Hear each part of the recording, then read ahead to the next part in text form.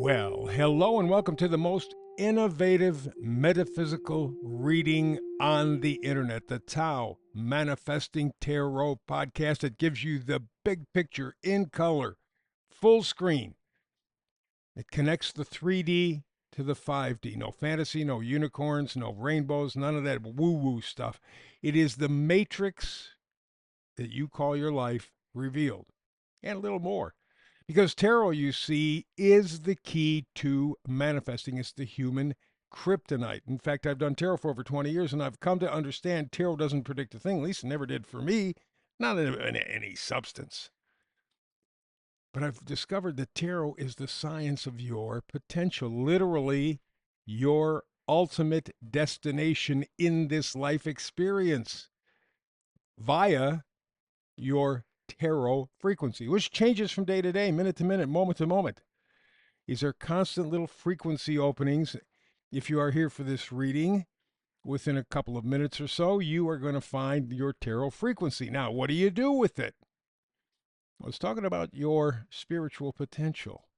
You can say yes, no, or I'm not sure. Yeah, I'm not sure stuff I'm not so happy with. I think that's kind of wheezy. But you can say yes or no. What the tarot does, though, is it tells you where you have to go next. Okay, so that's your destination. The tarot reading here, the Wheel of Misfortune, that's what it's called today, the Wheel of Misfortune.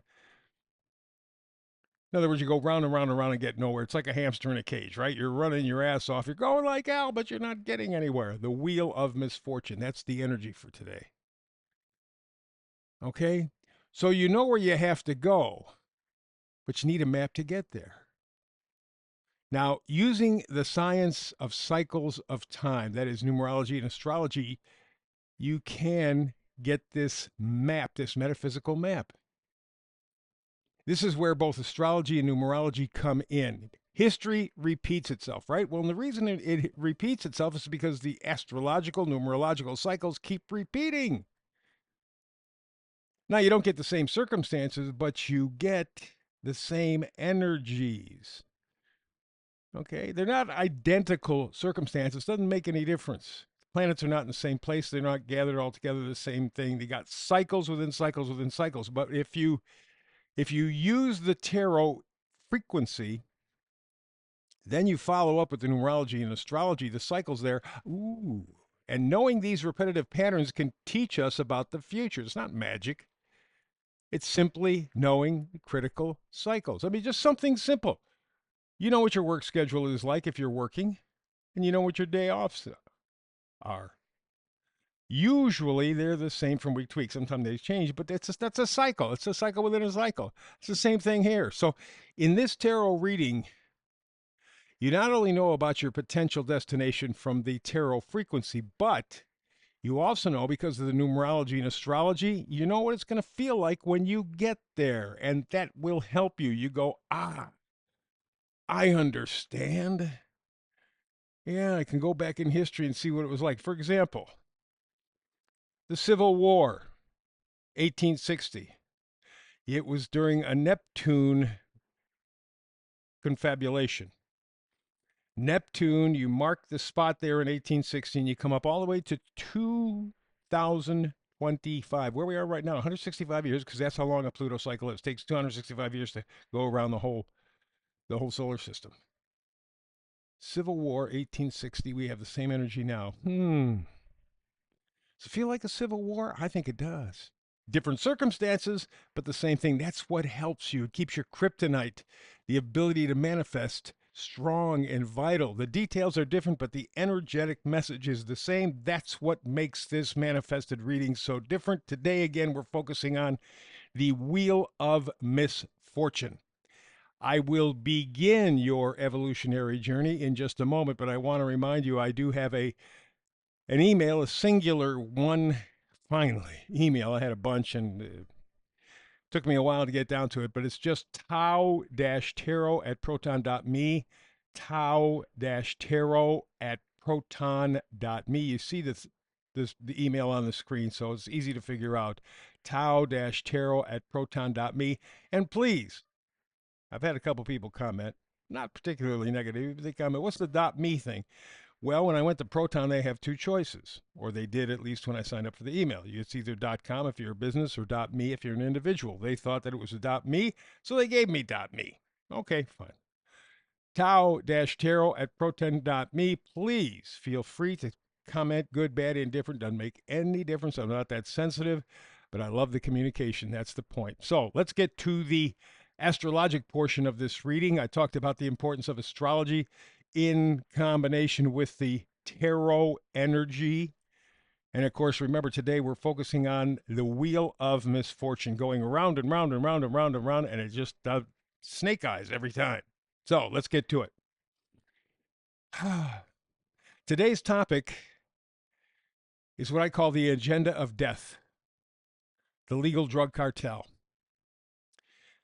When I just a moment ago talked about the Neptune cycle beginning at the Civil War, Neptune generally rules Pisces. In fact, it has just come out of Pisces in the past year. Now it's in Aries.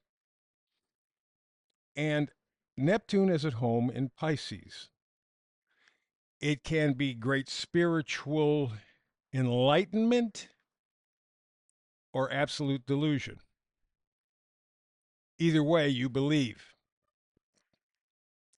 That generally is not a good thing, but it can be. If it's real, honest to goodness spiritual enlightenment, not some kind of fake by your ego, great. But usually it's a fake by your ego and it's disillusionment. You believe bullshit and you don't want to believe anything else. So it also rules Pisces, it rules medicine, pharmaceutical, healing.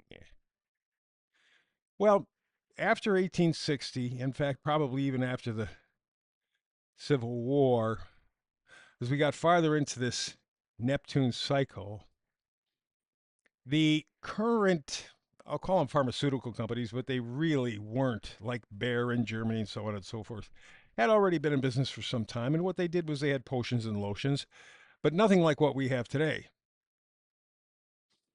But in the late 1800s, still in that Neptune cycle, delusion, illusion, or inspiration, there was a battle between Louis Pasteur and a guy by the name of Antoine Beauchamp. Those two guys were battling in the medical field, and the medical field was just as dirty, vile piece of crap shit propaganda as it is today. But they inadvertently worked through a natural methodology. So here you have Louis Pasteur, who's talking about bugs. Bugs, they attack the body. We got to go get the bugs. It's an enemy. It's an enemy. And then you had Antoine Beauchamp with others, Claude Bonnet and others, who were saying, wait. It's not the bugs. It's our gut biome. It's our human biome. It's the environment, the biological environment. If it's healthy, we don't have to worry about the bugs. If it's not healthy, open the doors wide, let the bug immigrants in. The problem is not the bugs. It's the problem with our body biome. Now, at the time, you had people like John D. Rockefeller, who decided that he wanted to change things. I mean, he was a greedy bastard. And he stepped in and he was the one who changed the medicine mind. He literally created what we call the pharmaceutical cartel. He literally created it. And the reason was that he could sell, because he was into oil, big oil, heavy oil. He murdered or destroyed his competition and really had a monopoly on oil in the world. And there were the byproducts from oil. And he says, oh, geez, I got to make more money. How can I make more money? Ooh, I can sell the byproducts of oil. We'll put them into medicine. Yeah. That's what we'll do. He had a guy by the name of Abe Flexner in 1906 go out across America and literally bribe medical schools to teach bug theory, the petroleum-based medicine idea. He paid them for a dozen years or more. By the time we got into the late 20s and 30s, all of the big universities were teaching petroleum pharmaceutical stuff, and the natural guys were just pushed right out of business. He did the same thing to the medical people that he did to the oil people. He either killed you, got rid of you, did whatever you had to get to eliminate the competition. He did it. And so doctors only learn about drugs. They don't learn about anything. In fact, this is called palliative medicine. Palliation. Yep. You deal with the symptoms. You never deal with the disease. You just keep putting band-aids and band-aids and band-aids in forms of laboratory pharmaceuticals. They never fix the problem, and they give you a lot more problems because they're not natural. But it doesn't make any difference. People are friggin' stupid and lazy, myopic. You can fool them easily, and he did. So what he did was, rather than focus on cures, he focused on faking. Just cover up the symptoms. Cover up the symptoms. Bugs versus the human biome, that was the story. Bugs, bugs, bugs, bugs, bugs, the enemy, the enemy, the enemy. What it was profit over people, control. And it turns out now, 100 years down the road, oh, geez, I guess the human biome is more important. The bugs only become a problem if your human chemistry is shit. Dirtier, more corrupted, more unhealthy. Yeah. We haven't changed the medical system yet, but there is some noise from the other side finally. And people like Antoine Beauchamp were right. Louis Pasteur was wrong. Probably vile, probably crooked, and probably not worth mentioning. But that's what happened in this time of this Neptune cycle. So we're coming to the end of it right now. Remember, it started 1860. We'll wrap up. It's wrapping up now. Going to be a little holdover. But you see what's happening with RFK and our medical cartel. It's getting broken up. It's getting exposed. Do you see why it's important to take the astrological information and bring it forward? Because it helps you understand. And if you understand, once you get it, you won't forget it. Let's move on to the meme of the day. And while we're talking about our health and such, here are 4 different memes that all say the same thing. Louis Pasteur was full of shit, probably corrupt, and asshole. He was bought and sold by John D. Rockefeller and all these people here. Billy Gates. You got that asshole doctor. Fauci. They're part of that Rockefeller lie. They're part of the corruption. And so there are several people who are on this page who talk about what's really going on and what we're finding out. Remember, we're coming to the end of the cycle, so we're finding out the truth about this Neptunian lie about health. And one of the ones that stands out to me was Professor Robert Clancy, lower left here. Professor Robert Clancy highlights a startling Japanese study involving 20 million people. It's not a small study. What did that Japanese study show? All the excess deaths were in the vaccinated group. All of the deaths were in the vaccinated group. And you can see from the other memes here what the story is. Check it out. As we end up this Neptunian cycle that started in 1860, we begin to find the truth. There's no healing in medicine, just profit. Got the missing link here. Still on that same level. This surprised me because it just surfaced about a day or two for me. I knew back 2021 or so, as the COVID fiasco was hitting, I read a story somewhere about somebody ordering hundreds of thousands of caskets. Big, like a Walmart's, something like that. Doing it very quietly on the side, but ordering hundreds of thousands of caskets. Now, at the time, I was aware of the fact that the vaccine thing was a fiasco, that it was going to kill people. That was what its purpose was. And so they were preparing. Well, here's a follow-up. A few years down the road, mass fatality resilience capability. What does that mean?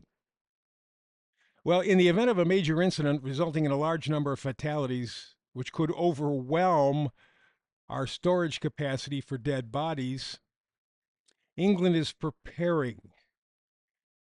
Yeah, they want more and more of these mass fatality resilience things. What they are is coffins. They're looking for coffins. They're looking for a way if we start dropping like flies, because they know the numbers tell them that they're, man, you could start seeing people dropping in the streets all over the place.